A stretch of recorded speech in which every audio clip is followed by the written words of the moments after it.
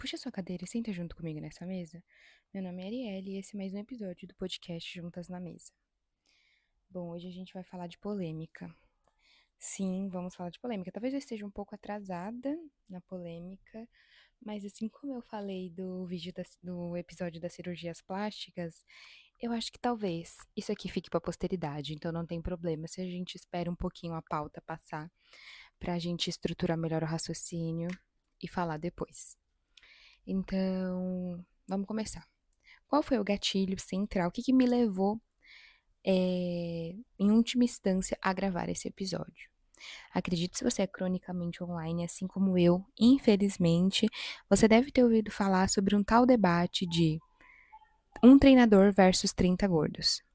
E eu até pensei se eu ia falar o nome do debate, né? Se eu ia citar esse debate aqui em específico, mas eu acho que ele furou muita bolha. E como eu não vou citar nomes, não vou falar quem é a pessoa, não vou discorrer tanto sobre isso, necessariamente, eu acho que faz sentido, acho que é válido. E vocês vão se localizar melhor no raciocínio de vocês. Mas não foi só esse debate que me engatilhou para falar sobre isso. Digamos que eu já vinha com esse desejo de gravar um conteúdo, seja um conteúdo para rede social ou um podcast, depois que eu criei o podcast, falando sobre a relação do conteúdo fitness com a extrema-direita, pautas reacionárias e conservadoras. Basicamente seria esse o tema, a centralidade do episódio de hoje.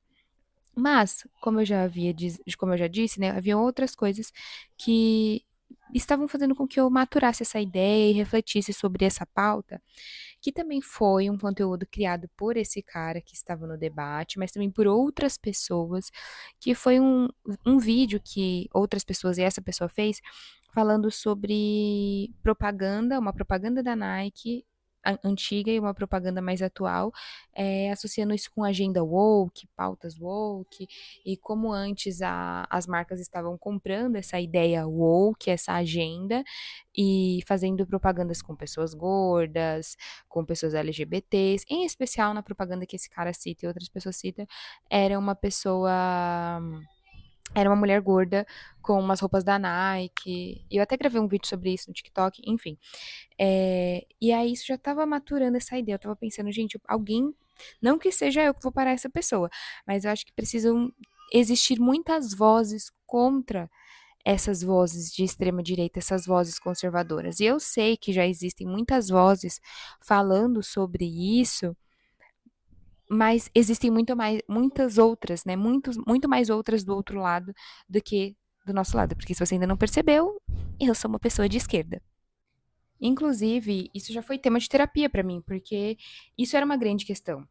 Porque quando a gente vai refletir sobre as lutas da esquerda, né, quais são as pautas que a esquerda tem buscado brigar, e não falando que as pautas que a esquerda tem lutado não são importantes, mas você vê que não existe um acolhimento, não se abraça, de fato, esse discurso contra a gordofobia, essa questão dos transtornos alimentares, e tudo que esteja relacionado ao corpo e que em algum grau nos impacta, nos atravessa e muito especialmente mulheres. Se a gente for refletir hoje sobre a questão da gordofobia, relacionar isso com obesidade, os transtornos alimentares também têm uma relação com obesidade, tudo isso deveria ser uma pauta muito importante e ser abraçada pela esquerda porque tem a ver com políticas públicas, com saúde coletiva, né? Não é só uma questão individual ou identitária, como as pessoas acreditam que são, né? Assim como, mesmo que fosse uma pauta identitária, também não seria um problema, né? Porque eu acho que existe uma discussão sobre as pautas identitárias, que essas pautas identitárias. Vamos falar o que é identitarismo, né? O que são essas pautas identitárias? Então, as lutas das mulheres, as lutas da população negra, as lutas da população LGBT, tudo isso é visto como uma pauta identitária e às vezes algumas pessoas fazem parecer que essas lutas são inferiores. E eu acredito que não, tem a sua importância, né? Porque a gente tem que pensar enquanto classe trabalhadora, sim, mas a classe trabalhadora ela não é abstrata, ela é feita de identidades, né? Então, quem está nessa classe trabalhadora? Então, as pautas identitárias têm a sua importância, né? Então, acredito que falta esse acolhimento da esquerda, né? E como eu falei que foi pauta de terapia, porque você vê pessoas abertamente que se dizem progressistas, de esquerda, mas que elas, em algum grau, compactuam com esse discurso desse cara, por exemplo, do debate, que é um cara reacionário, é um cara de extrema direita. Ele apoiou a candidatura do Pablo Marçal aqui em São Paulo. Então veja, né, a pessoa compactua com esse discurso, reproduz um discurso de um cara de extrema direita e se diz de esquerda, para mim não faz sentido. Então a gente deveria estar mais em consonância dentro da esquerda. Então isso é como eu disse, foi uma questão para mim. Já deixei claro aqui para vocês, eu acho que isso já tinha ficado claro ao longo dos episódios, porque foram 10 episódios, esse é o 10º, no qual eu falava mal ou estou falando e continuarei falando mal do capitalismo. Então acho que estava meio ali na cara de vocês que eu era uma pessoa de esquerda. Mas enfim, feito toda essa introdução, que ficou uma introdução bem longa, pelo que eu tô vendo aqui, quase 6 minutos de introdução, eu quero organizar as ideias com vocês. O que a gente vai falar no episódio de hoje? Então, eu separei alguns tópicos centrais que a gente pode ir discutindo. Talvez eu fale outras coisas, né, que eu vou ir desenvolvendo a partir desses tópicos centrais. Mas a gente vai falar sobre os conteúdos fitness que estão infestados com pessoas de extrema direita, conservadoras e reacionárias, a naturalização, né, uma banalização do preconceito nas redes sociais e o capitalismo versus os discursos meritocráticos, e eu nem diria versus, né? O capitalismo aliado ao discurso meritocrático. E Ozempic e os seus análogos e quem pode acessar esse tipo de medicação. E aí depois a gente resume, faz um apanhado geral e finaliza esse episódio, fechou? Então, bora lá. Então, em relação ao primeiro tópico, né, que são esses conteúdos fitness infestados por pessoas de direita, assim, tá insalubre viver não que isso antes era muito bom, né? Inclusive, meu podcast, o primeiro episódio começou eu reclamando da questão das redes sociais, mas as pessoas, elas estão se sentindo livres cada vez mais para demonstrarem os seus posicionamentos políticos. Eu acho isso super ok, desde que o seu posicionamento político não fira o direito de outras pessoas, a existência de outras pessoas. E não é o que faz essas pessoas da extrema direita, né? A gente sabe muito bem quais são os ideais, os pensamentos dessas pessoas. Dito isso, eu vi um vídeo recentemente que explicava um pouco do porquê talvez esses conteúdos fitness podem ser tão relacionados a essas pessoas e a esse posicionamento político. Antes de eu citar o vídeo, eu vou dar a minha contribuição também do porquê que eu penso um pouco sobre isso, né? Sobre essa relação. Primeiro, que hoje em dia não são todas as pessoas que produzem conteúdo fitness, lifestyle, que são pessoas ricas, que têm uma condição de vida boa, que ascenderam socialmente ou que já eram herdeiras. Mas se a gente for pensar lá no início das blogueiras fitness do Instagram, em sua maioria eram mulheres ricas, mulheres que não precisavam trabalhar e aí começaram a trabalhar a partir da produção de conteúdo, né? Mas que elas só realmente estavam postando a vida delas. E hoje isso virou um trabalho, digamos assim, as pessoas até fingem ter uma determinada vida para conseguir se manter dentro desse trabalho de influência, de blogueiras fitness, né? Então, elas eram todas, em sua maioria, ricas. Então, é esperado que essas pessoas tenham posicionamentos políticos mais conservadores, que essas pessoas tenham posicionamentos políticos que favoreçam mais o capitalismo, porque elas são as verdadeiras capitalistas, né? Elas têm o dinheiro, elas detêm o dinheiro, os meios de produção. Então, é esperado que essas pessoas tenham esse posicionamento político. E elas têm mais tempo livre para conseguir viver essa vida, né? Viver uma produção de conteúdo, aliás, viver uma vida em prol dessa produção de conteúdo, porque elas têm tempo de sobra. Então, a produção de conteúdo delas é mostrar essa vida. Você acorda cedo, acorda de madrugada para poder treinar, aí faz natação, aí faz yoga, aí faz pilates e passa o dia inteiro com roupa de academia. Enfim, elas têm essa liberdade, elas têm quem cozinhe para elas. Então, para elas é muito fácil. E quando eu falo elas, não estou falando só de mulheres, estou falando para essas pessoas. É muito fácil elas se manterem nesse tipo de produção de conteúdo, né? Elas postarem essa vida, porque realmente é a vida delas. Se tornou um trabalho por acaso. Mas existem hoje pessoas que são pobres, e que não têm uma condição de vida tão boa, que elas enxergam esse tipo de produção de conteúdo no meio fitness, lifestyle, por estar mais em alta, como uma forma de ascender socialmente, né? Elas acreditam que elas vão ascender socialmente através dessa produção de conteúdo. E sejam pessoas que não são graduadas, formadas, que não sejam da área da saúde, que não sejam nutricionistas, não sejam educadores físicos, mas também nutricionistas e educadores físicos, né?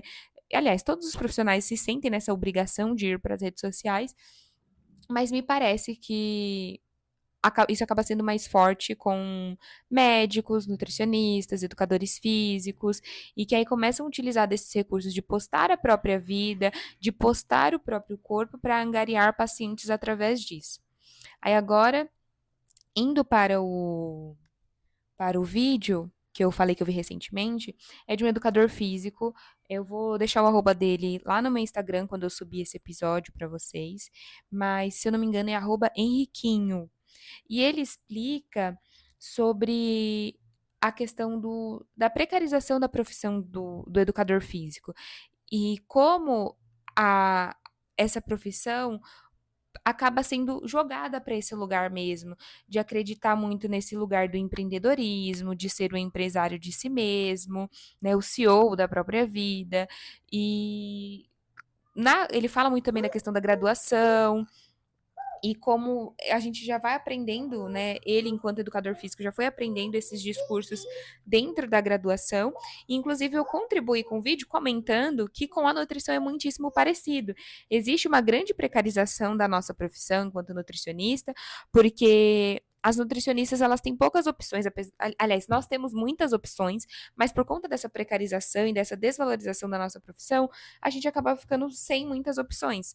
Por exemplo, ou as nutricionistas precisam ir para a UAN, trabalhar 44 horas semanais, muitas vezes numa escala 6x1 também, ou trabalhar no hospital, que também é numa escala 6x1, 40 e poucas horas semanais também, e nem sempre são salários equivalentes ao trabalho, né?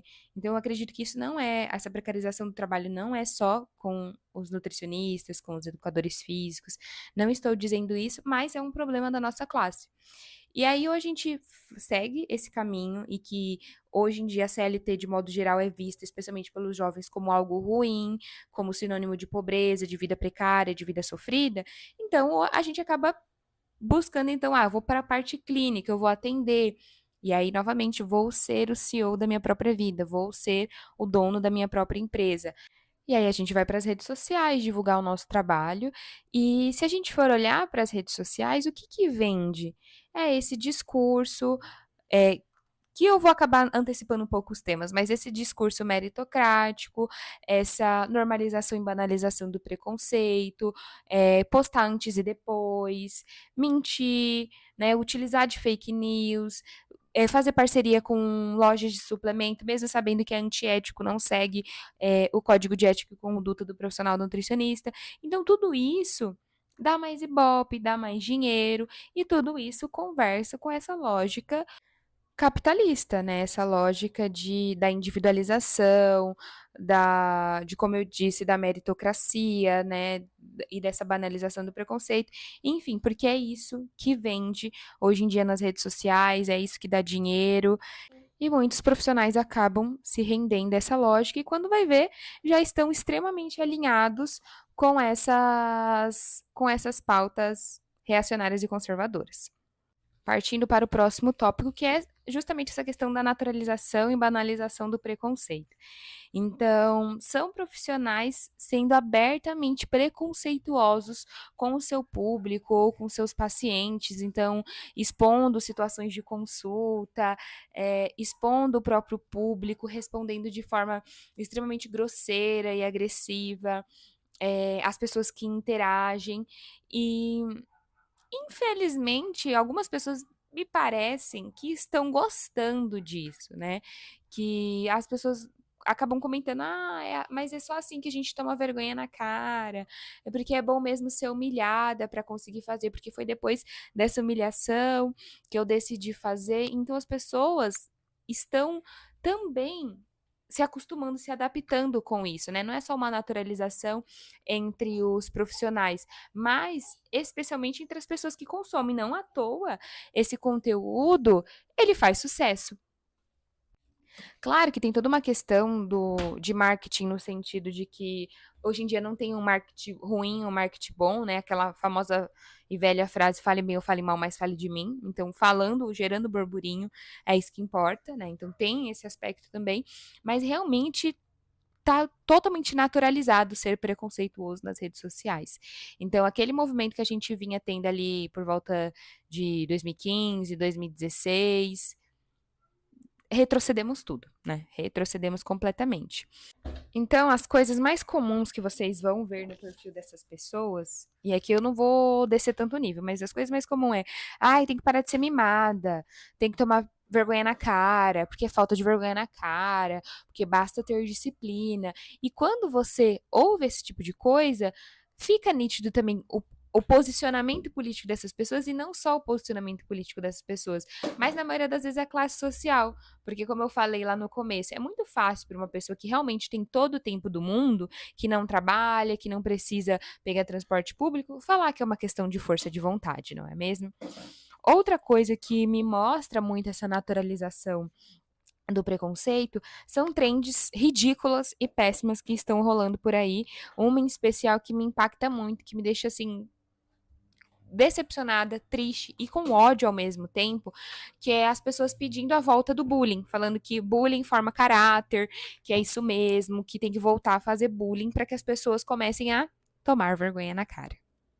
Veja como as coisas se amarram. Eu separei tudo em tópico, mas todos os tópicos em algum lugar estão se conversando, eles estão amarrados. Eu vou acabar sendo até repetitiva em algum grau, mas é porque não tem como não ser, né? Então vamos seguindo para o próximo tópico, que é sobre o capitalismo e esses discursos meritocráticos. Então, sobre esse ponto, eu vejo muito uma individualização e, consequentemente, a culpabilização do indivíduo. Então, pensando em grande escala, é uma culpabilização do indivíduo em vários aspectos de sua vida. Então, se você não tem um bom emprego, porque se seu salário não é bom, porque se você precisa pegar transporte público, tudo isso é culpa sua, né? Até fazendo um resgate sobre o vídeo do Felca, ele começa o vídeo dele falando sobre a adultização, falando sobre as crianças coaches, né? Então eu fico horrorizada, mas nem tanto, de ver uma criança coach, uma menina, falando: porque se você tá na merda, a culpa é sua. Então, isso é o retrato do capitalismo, gente. O retrato da visão capitalista, o retrato de uma sociedade que está submersa até o pescoço. Aliás, já ultrapassou a cabeça aqui, estamos afundados, afogados nessa lógica capitalista. E aí, pensando na questão de gordofobia, da questão da obesidade, o cuidado com a alimentação, também há essa individualização e culpabilização. Então, qual é a máxima dessas pessoas? Se sua alimentação tá ruim, você não come bem porque você não quer, você não faz exercício porque você não quer. Ou seja, eles não consideram nenhum tipo de recorte social, né? Não consideram a classe social, não consideram o gênero, a raça, que são coisas muito importantes de serem consideradas quando você vai pensar incentivar uma alimentação saudável e a prática de exercício das pessoas. Então, em suma, que foi até uma das afirmações, ou uma afirmação muito parecida que foi usada nesse debate, que eu iniciei o nosso episódio falando, é sobre que para emagrecer é só querer, ou você é gordo porque você quer. coisas do tipo, né? Então, essa é a lógica individualista e culpabilizadora que tem uma relação muito forte com esses discursos de meritocracia e, consequentemente, uma relação fortíssima com o capitalismo. Seguindo para o nosso último tópico, vamos refletir sobre a questão do Ozempic e todos os seus análogos, né, os outros parecidos, então Ozempic, o Wegovy, Mounjaro, todos esses outros, e quem pode de fato acessar essa medicação, ou quem está acessando atualmente essa medicação. Apesar da gente saber que essas medicações estão sendo popularizadas como canetinhas emagrecedoras, eu vejo isso em partes como um nome problemático, porque é uma medicação importante que pode ajudar, né, auxiliar no tratamento de uma doença crônica, né, da questão da obesidade, e claro que mudou-se toda a questão de como diagnosticar a obesidade e que continue sendo atualizada e mudando essa questão, porque realmente só o IMC ele não pode determinar e colocar uma pessoa nesse lugar de adoecida, né? Então é muito importante que continue existindo esse debate e essas modificações, mas eu vejo como um nome problemático porque ele gera uma grande banalização, porque associa um medicamento que é importante, que é de tratamento, a algo fútil, algo imediato. Então, se é uma canetinha emagrecedora, a gente começa a associar como se fossem os chás emagrecedores, ou o que eu falei no episódio passado, ou até uma cinta vibratória para ajudar no emagrecimento. E não é algo que é para ajudar no emagrecimento, não é para te ajudar a emagrecer 5 quilos. É algo que é para tratar uma doença, para ajudar pessoas que estão adoecidas. Assim como pessoas que tomam remédio para diabetes, que tomam remédio para hipertensão, é neste lugar que a gente deve colocar essas medicações.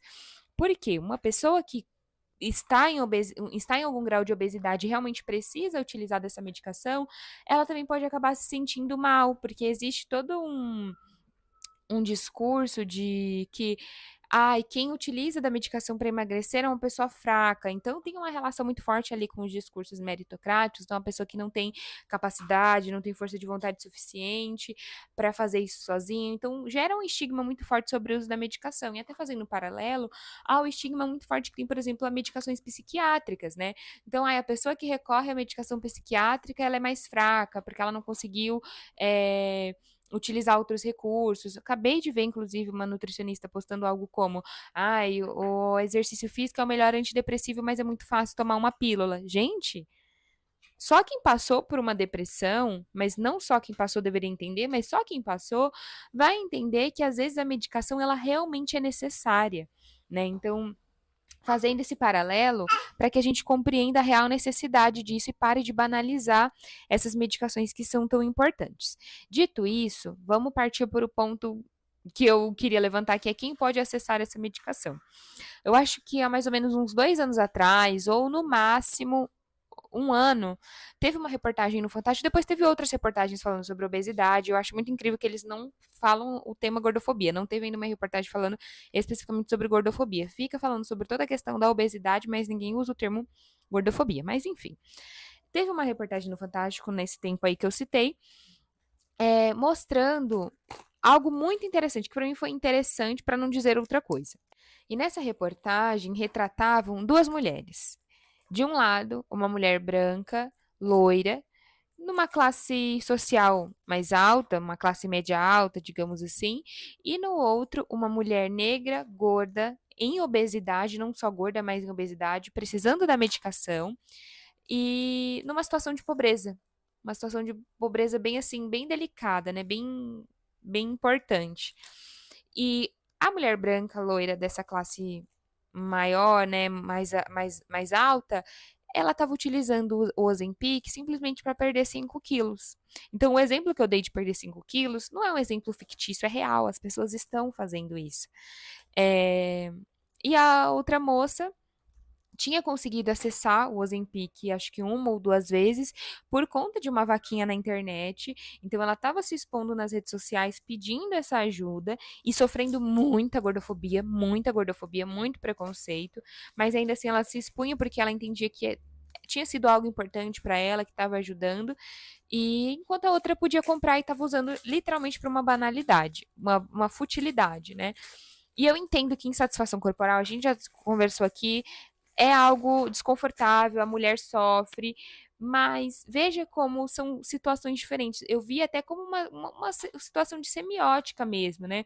Colocar ali aquela mulher negra gorda numa situação bem vexatória e aquela mulher branca, loira, utilizando o Ozempic numa situação muito melhor.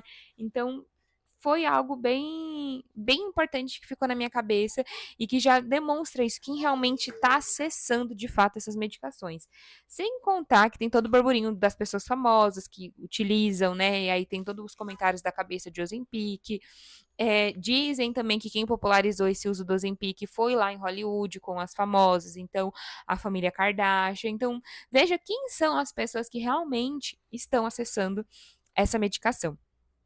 E, para finalizar esse tópico, mais recentemente, nós tivemos a Serena Williams como garota propaganda de um remédio análogo, né? Um tipo de Ozempic, um análogo de GLP-1. E isso gerou muitas controvérsias nas redes sociais. O primeiro ponto é porque eu acho que a gente não pode ficar tentando dar diagnóstico para as pessoas apenas olhando para a cara delas. Então, pode ser que a Serena Williams tenha tido indicação de fato para utilizar essa medicação? Pode. Só que tem toda uma semiótica também por trás disso. Então, isso pode gerar uma questão de se até uma atleta de elite, uma das melhores tenistas do mundo, se não a melhor, que se ela não é a melhor é a irmã dela, precisou recorrer a essa canetinha e agora usando esse termo banal propositalmente, imagine nós, réis mortais, nós não conseguiremos fazer isso somente através de alimentação e treino, como as pessoas também fazem parecer que é só isso para conseguir emagrecer ou tratar a obesidade. Então, gerou essa controvérsia, gerou a controvérsia também de que corre na boca miúda, que eu não fui pesquisar a fundo, de que o marido dela é um dos sócios da empresa desse medicamento. Então, tem interesses capitalistas por trás, se isso for verdade. Então, supostamente, né, há interesses capitalistas. Então, tem toda essa questão. Então, acho que ficou bastante nítido a necessidade de eu ter falado sobre isso e como isso estava me incomodando, né? Apesar de parecer que todos os meus episódios são grandes episódios de reclamação, como eu sempre digo, são reclamações embasadas, né? Tem o porquê, tem fundamento de eu estar vindo aqui reclamar, né? Para a gente resumir, eu quero dizer mais ou menos aquilo que eu já disse no início. Então, eu acredito que é muito importante que a esquerda abrace essa pauta como uma pauta de fato de esquerda, porque esse tipo de produção de conteúdo está infestado por essas pessoas de extrema direita, por pessoas que endossam discursos reacionários, que endossam discursos de meritocracia, que endossam discursos que ferem muito a nossa população, e especialmente a nossa classe trabalhadora, que sofre muito com a questão da comparação, e isso tem causado grandes adoecimentos para nós, né? Então é muito importante que a gente veja isso como uma pauta importante, uma causa importante, algo a ser debatido e discutido e dar um basta nisso. E agora o meu recado é com você. Se você é uma pessoa que não se considera de direita ou até se considera de esquerda, mas continua seguindo essas pessoas que propagam esse tipo de discurso, eu espero que você tenha acordado. Eu espero que com esse episódio você tenha percebido que, mas ela me incentiva a treinar, ela me ensina os exercícios, mas ela é de extrema direita, ela é reacionária, ela não está preocupada com os seus direitos, ela está preocupada apenas com o direito dela continuar lucrando em cima do seu sofrimento. Então, para finalizar, vamos com os pedidos de sempre. Então, se você está me ouvindo pelo Spotify, segue aqui o episódio, avalia com 5 estrelas. Se você está me ouvindo pelo YouTube, se inscreva no canal, deixe o seu like. E se você está me ouvindo por ambos, comente, né? O que você gostou mais no episódio de hoje? Teve alguma coisa que você se interessou, que você não sabia? Ou deixa aqui sua contribuição mesmo sobre o tema. O que você pensa sobre isso? Eu quero ouvir vocês, eu quero ler vocês, eu quero saber o que vocês pensam sobre esse tema também. Espero que eu tenha sido uma boa companhia, apesar de ter vindo aqui um pouco nervosa e reclamar, como sempre, mas novamente reclamando com embasamento, tem fundamento as minhas reclamações. Mas enfim, espero que eu tenha sido uma companhia, que vocês tenham gostado e eu te espero no próximo episódio. Tchau, tchau.